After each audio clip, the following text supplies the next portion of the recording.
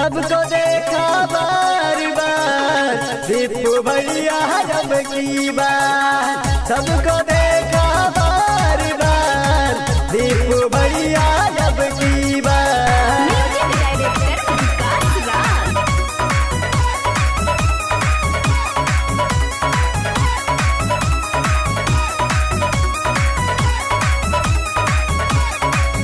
दीपू भैया के अब की जीताई दिहाए भाई, जिला पंचायत के हो चुनाव बाटे आइल।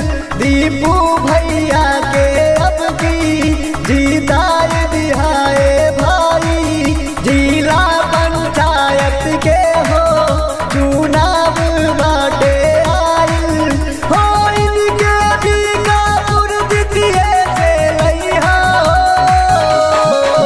दीपू बाड़े के अब की विजयी बनैया हो। हो इनके भी कापुर दितिए से लइहा हो दीपू बाड़े के अब की विजयी बनैया हो, दीपू भैया के अब की।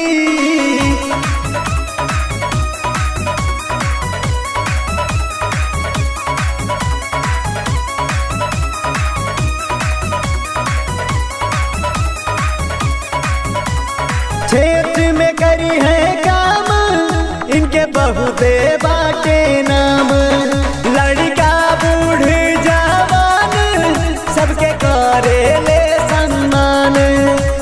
क्षेत्र में करी है काम इनके बहुते बाटे नाम, लड़का बूढ़ जवान सबके करे ले सम्मान।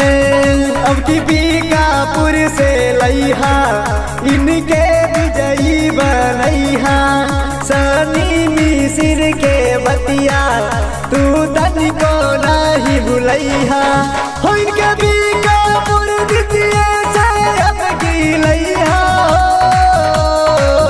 दीपू बाड़े के अब की विजयी बनैहा हो, दीपू